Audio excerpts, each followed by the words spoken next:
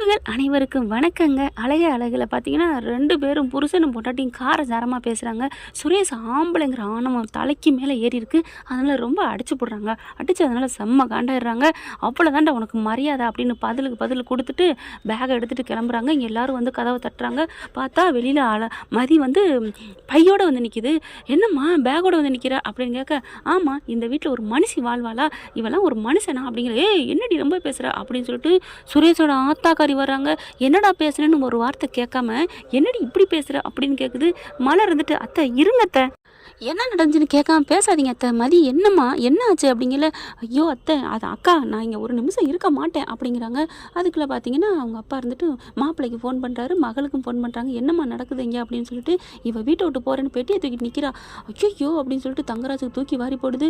நம்ம பார்த்து கட்டி வச்சோம், அப்புறம் அசிங்கமாக போயிடும். அந்த மாமியார் வீட்டில் நமக்கு மரியாதை எல்லாம் போயிருமே, வெளியில் மதிப்பு இருக்கோ இல்லையோ, மாமனார் எல்லாம் நல்ல பொண்ணை கட்டி வச்சிருக்கேன்னு சொல்லிடுவாளே அப்படின்னு சொல்லிட்டு வேகமாக அங்கேருந்து அலறி அடித்து ஓடியாருதுங்க ரேவதியும் தங்கராஜும். இங்கே பார்த்தா அதுக்குள்ளே அவளை எப்படியாவது போக விடாமல் தடுத்து வைங்க அப்படின்னு சொல்லிடுறாரு. அதனால் பிடிச்சி தடுக்கிறாங்க. இப்போ என்னம்மா நடந்துச்சு, பிரச்சனை ஏன்ட்ட சொல்லுமா.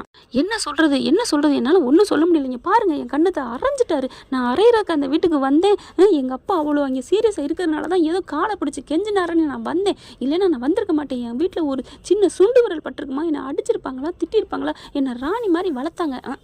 அப்படி வளர்த்தனால தான் இப்போ நீ ஆணவத்தில் ஓடுற. என்னத்தை பேசுகிறீங்க, நான் இப்போ என்ன பண்ணேன், அடித்தது உங்கள் பிள்ளை, அதை விட்டுட்டு என்ன கேள்வி கேட்குறீங்க அப்படின்னு மதி சொல்ல, கேள்வி கேட்குறேன், நீ என்ன அப்படி வாய் பேசியிருப்ப, அதனால தான் என் பிள்ளை அடிச்சிருப்பேன். பொம்பளைங்க வாய் பேசுகிறத தாண்டி ஆம்பளைங்க அடிப்பாங்க. மலர் பார்க்குது. அத்தை என்னத்தை இப்படிலாம் பேசுகிறீங்க, அப்போ ரேவதியை போட்டு அடிக்கிறாங்களே அது வந்து வாய் பேசினால. ஆமடி என் பிள்ளையா தான் நான் அதை தாண்டி சொல்லுவேன். அடி பாவீங்களா, நமக்கு ஒரு கண்ணு போனாலும் எதிர்க்கு 2 கண்ணு போகணும்னு சொல்லுவாங்களே, அந்த மாதிரி தான் மகளே அடி வாங்கினாலும் பரவாயில்ல, மருமகளை அடி கொடுத்தது வரைக்கும் சரிங்கிற மாதிரி பேசுகிறாளே அப்படின்னு மலர் பார்க்குறாங்க. மதி மலரை பார்க்குது. என்னமோ எல்லாம் நல்லவங்கன்னு சொன்னீங்களேக்கா, ஐயோ கொஞ்சம் அமைதியாக இருமா மதி ப்ளீஸ் அப்படிங்கிறாங்க. மாமனார் சொல்கிறாரு, அண்ணின்னு அதுங்க பார்த்தா வந்து கெஞ்சுதுங்க. போகாதீங்க அண்ணி ப்ளீஸ் அண்ணி, அண்ணன் பாவம். என்னது பாவமா, இல்லை அண்ணன் வந்து யார் பேச்சே கேட்டுட்டு இப்படி பண்ணுறாரு. இப்போ என்னதாம்மா உனக்கு பிரச்சனை நடந்துச்சு அப்படின்னு மாமனார் கேட்குறாரு. என்ன பிரச்சனை உங்கள் பிள்ளைகிட்ட கேளுங்க அப்படிங்கிறாங்க. என்னடா நடந்துச்சு அப்படிங்கல. இல்லைப்பா அது வந்து இவ என்ன பேசினா தெரியுமா, என்ன வார்த்தை பேசினா தெரியுமா, என்னடா பேசினா சொல்லேன் அப்படிங்கிறாங்க. மாமா பார்த்து, மாமா நான் எவ்வளோ உயிராக இருக்கேன், மாமானா எனக்கு எவ்வளோ சாமி மாதிரி தெரியுமா இல்லையா. ஆமாடா ஆமாம், இப்போ என்ன அதுக்கு, அவரை பார்த்து இவ என்ன வார்த்தை கேட்டா தெரியுமா. என்னடா கேட்டா, என்ன கேட்டா, உன்னை அடிச்சு புடின்னு சொன்னாலா, நீ பொல்லாதவன் பொறுக்கி அப்படி இப்படின்னாலா, என்னடா சொன்னா அப்படிங்களா. இங்கே தங்கராஜ் வந்துடுறாரு. அட பாவீங்களா, எத்தனை வார்த்தையை பிட்ட போடுறாங்களே, இம்புட்டி நீங்கள் மனசுக்குள்ள இருந்துச்சோ அப்படிங்கிற மாதிரி நினச்சிட்டு வராரு. மாமா நில்லுங்க மாமா, நீங்கள் ஏன் மாமா அந்த பிள்ளை சொல்லாதெல்லாம் எடுத்து கொடுக்குறீங்க அப்படின்ட்டு. இங்கே பார்ப்பா மதி, என்னப்பா உனக்கு பிரச்சனை, என்னை விடுங்க நான் போகணும், நான் இங்கே இருக்க மாட்டேன் அப்படின்னு பெட்டியோட வெளியில் வாசல் வரைக்கும் வருதுங்க. ஐயோ நில்லு மதி அப்படின்னு மலர் பிடிச்சி இழுக்குது. என்ன தாண்டா பிரச்சனை, என்ன பிரச்சனைனா அவள் என்ன சொன்னா தெரியுமா மாமாவை பார்த்து, டேய் சும்மா இருடா, அந்த புள்ள சொல்லிட்டு போதுடா, அவள் எனக்கு தங்கச்சிடா, அன்னைங்கிற முறையில் அவள் சொல்லியிருப்பாடா. அப்படி தானம்மா, நீ அன்னைங்கிற முறையில் தானே நான் சொன்னேன் அப்படிங்கிறாங்க.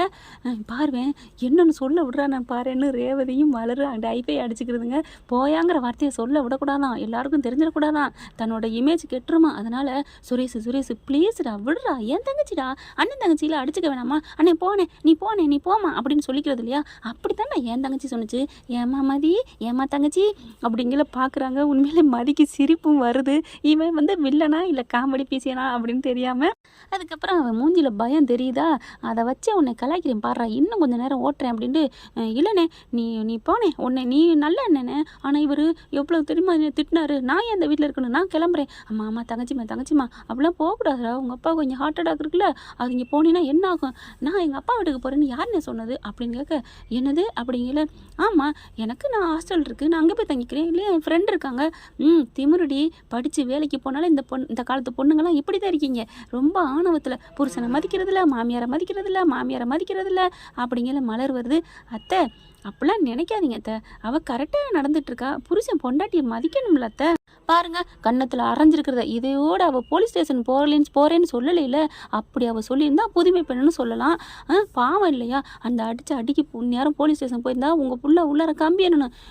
என்ன நீ எடுத்து கொடுப்ப போல இருக்கு அப்படின்னு சொல்ல, இல்லைத்த நான் நடப்ப சொன்னேன் அப்படின்னு மலர் சொல்ல, மதி பார்க்குது. அக்கா கரெக்டு தாக்கா, என்னை அடிச்சிருக்காருல, இது டொமஸ்டிக் வயலன்ஸ் சொல்லுவாங்கல்ல, நான் போகிறேன், இப்போவே போகிறேன். ஐயோ ஆரம்பிச்சிட்டாலே அப்படின்னு. ஏம்மா மலர் நீ சும்மா இருக்க மாட்டியா அப்படின்னு தங்கராஜ் என்ன பண்ணுறாரு, அம்மா தங்கச்சி அது ஏதோ லூஸ் மாதிரி சொல்லுதுமா அண்ணே அப்படிங்கிறாங்க. இல்லை ஒரு சின்னதாக செல்லம்மா சொன்னேன் தங்கச்சி, நீ எனக்கு ஒரு தங்கச்சி தான். இப்போ தான் தங்கச்சின்னு தெரியுதா? வாடி வா, மதி வரும் எல்லாம் வலிக்கு வரீங்கல்ல, வாங்க இது வரைக்கும் சந்தோஷம் மதி அப்படின்னு ஏற்றி விடுறாங்க. ஆமாம் நான் போகிறேன், ஸ்டேஷனுக்கு போகிறேன், என்னை அரைஞ்சிட்டாரு, கல்யாணம் பண்ண மறுநாளே நாளே என்னை அடித்து விரட்டுறாங்க, நான் போய் சொல்கிறேன் அப்படின்னு சொல்லி பெட்டியோட கிளம்ப, ஐயோ வேணாமான்னு மறுபடியும் கெஞ்சுறாரு. டேய் சுரேஷ் உனக்கு அறிவர் கடன்னு 2 அடி கொடுக்குறாரு சுரேஷை. மாமா என்ன மாமா பிடிக்காதவளை கட்டி வச்சிங்க, இன்றைக்கி என்னை அடிக்கிறீங்க? டேய் என்ன நினச்சிட்டு இருக்க? வீட்டுக்கு வந்த மகாலட்சுமிடாவை, அவளால் தானே உன் வாழ்க்கை வரப்போகுது, வேலை வரப்போகுது. மதி பார்க்குது. அடப்பாவி, அப்போ வேலைக்காகத்தான் என்னை கட்டி வச்சிருக்கியா? என்னடா சோழியங்குடிமை சும்மா ஆடுமான்னு நினச்சேன். என்னடா 8 மலை வேட்டியோட போகுதேன்னு நினச்சா இதுக்குத்தானா? அடி என்னடி மதி நீ இவ்வளோ படிச்சிருக்க, இதுவோட உனக்கு தெரியலையாடி? இது நம்மளோட மைண்ட் வாய்ஸுங்க. அடுத்து பார்த்தா, என்னடா இப்படிலாம் நீ பண்ணாதடா, அந்த பிள்ளை உனக்கு மனிதாபிமானத்தோட விட்டு கொடுத்துட்டு இல்லைன்னா அந்த படித்த படிப்புக்கு நேர ஸ்டேஷனுக்கு போய் தான் என்னடா ஆயிருக்கும் அப்படிங்கிறாங்க. உடனே மாமியார் இருந்துட்டு, மாப்பிள்ளை நீங்கள் அதெல்லாம் சொல்லாதீங்க, அவளாம் போவாளா, போயிட்டு இருந்துருவாளா அப்படின்னு சொல்ல, ஐயோ அத்தை நீங்கள் வேறையா, சும்மா இருங்கத்த, ஐயோ எல்லாரையும் நான் சமாதானப்படுத்துறதுக்குள்ள பெரும்பாடாக இருக்கே. ரேவதி மலரும் பேசுகிறாங்க.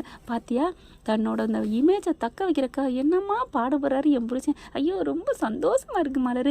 அண்ணி ரேவதி சூப்பர் தான், உனக்கு எவ்வளோ ஒரு சந்தோஷம். பின்ன இருக்காதா நீ? எத்தனை நாள் என்னை நிற்க வச்சு கூடாரத்தில் ஆத்தாளமைன்னு என்ன தொங்க விட்டு அடிச்சிருக்காங்க. என்னது வார்த்தையால் தாம்மா சொன்னேன் அப்படிங்கிறாங்க. அடுத்து சுரேஷ் இங்கே பாரு, இந்த பிள்ளை போகக்கூடாது, இங்கே தான் இருக்கணும், நீ என்ன பண்ணுற மன்னிப்பு கேள்றா அப்படிங்கிறாரு. என்னம்மாம்மா மன்னிப்பு கேட்குறா? அதெல்லாம் முடியாது, நீங்கள் அடிச்சிங்க, அவளை தாலி கட்ட வச்சிங்க, இப்போ மன்னிப்பா? அதெல்லாம் முடியவே முடியாது அப்படின்னா ஒன்றும் பண்ண முடியாதுடா. இங்கே பாருமா மதி, நானே சொல்கிறேம்மா, நான் உனக்கு சாட்சி சொல்கிறேன், போயிட்டு ஸ்டேஷனுக்கு போயிட்டு இந்த மாதிரி என்னை அடிச்சிட்டான் கல்யாணம் மறுநாளே அப்படின்னு கம்ப்ளைண்ட் கொடு, நான் சாட்சி கெழுத்து போடுறேன் அப்படிங்கல. மாப்பிள்ளை அப்படின்னு வராங்க 2 பேரும். நீ வாமா தங்கச்சி வா அப்படின்னு கூப்பிடுறாரு. அதுக்கப்புறம் டே என்னடா பண்ணுற, மன்னிப்பு கேள்ற மருமகிட்ட, பொண்டாட்டியை கட்டி கை நீட்டி அடிக்கலாமாடா, அவன் நமக்கா கடைசி வரை இருக்க போகிறோடா. இப்போ பாரு உங்கள் அம்மா தான் எனக்கா இருக்கிறா, நீங்கள் போயிடுவீங்க, அது மாதிரி உனக்கு உன் பொண்டாட்டி தாண்டா, போய் காலில் விழுந்து மன்னிப்பு கேள்றா. காலில் விழுந்தா அப்படின்னு சுரேஷ் பார்க்குறாங்க. தங்கராஜாவது கையெடுத்து தான் நன்றி மன்னிப்பு கேட்க சொன்னார்.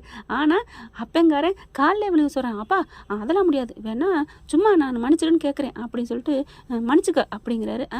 சும்மாலாம் கேட்டால் வேலைக்கு ஆகுது, நான் போகிறேன்னே தங்கராஜனே நான் போகிறேன்னே அப்படி பெட்டியை தூக்குது மதி. ஐயா அம்மா யாவுனா பெட்டியை தூக்குறியம்மா, இருமா அப்படின்னு சொல்லிட்டு டேய் மன்னிப்பு கேள்றா, காலில் விழுறா அப்படின்னு தள்ளி விடுறாரு. அப்படியே காலில் விழுகுது. மன்னிச்சிரு மதி, நீ எல்லாம் போக வேணாம், நீ வா, நான் தெரியாமல் அடிச்சிட்டேன், அது சீக்கிரம் கையை பிடிச்சி தூக்குமா அப்படிங்கிறாங்க. நான் ஏன் தூக்கணும்? சரி விடு நீ தூக்க வேணாம் எந்திரா அப்படின்னு இவரே தூக்குறாரு. இங்கே பாருமா தங்கச்சி, அவன் மன்னிப்பு கேட்டால, நீ இப்போ வீட்டுக்குள்ளே போறியா அப்படிங்கல. சரிண்ணே உங்களுக்காக வீட்டுக்குள்ளே போகிறேனே அப்படின்னு சொல்லிட்டு, அண்ணே உங்களுக்காக அப்படின்னு போக, சரிம்மா அண்ணன் மேலே உனக்கு பாசம்தான் அப்படின்னு சொல்லி அனுப்பி வைக்கிறாங்க. இருடா மவனே, இந்த போயாங்கிற வார்த்தையை வச்சு உன்னை என்னென்ன பண்ணுறேன் பாரு அப்படின்னு சொல்லிட்டு, அதுக்கப்புறம் அங்கே சொல்லிட்டு உள்ளுக்க போயில அங்கே பார்த்தீங்கன்னா வெளியில் என்னமோ ஒரு சவுண்டு கேட்குது. அது வேணுமா அம்மா, சோப்பு வேணுமா, சீப்பு வேணுமா அப்படின்னு ஏதோ விற்கிறது வராங்களா. விற்க வரையில் அவங்க அம்மா இருந்துட்டு என்ன பண்ணுறாங்க, சுரேஷோட அம்மா, போயா என்னங்கய்யா இங்கே என்ன நடக்குதுன்னு தெரியாமல் வந்துட்டு அது வேணுமா இது வேணுமான்னு ஓயாமல் கேட்டுக்கிட்டு, வேணுமா நாங்கள் வந்து வாங்கிக்கோம்ல அப்படின்னு சொல்கிறாங்களா. இந்த போயாங்கிற வார்த்தையை கேட்டோன்னு தங்கராஜ், அத்தை ஏன் அத்தை அவங்களெல்லாம் போயான்னு திட்டுறீங்க? ஏன் தம்பி ஏன் மாப்பிள்ள போயான்னு சொன்னால் உங்களுக்கு என்ன?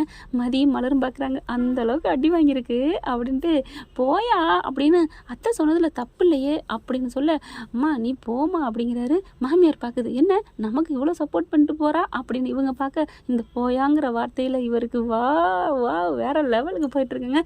ஓகே ஃப்ரெண்ட், பார்க்கலாம், இப்படி போனால் நல்லா தானே இருக்கும். பார்க்கலாம் என்னென்ன நடக்க போகுதுன்னு. தேங்க்யூ.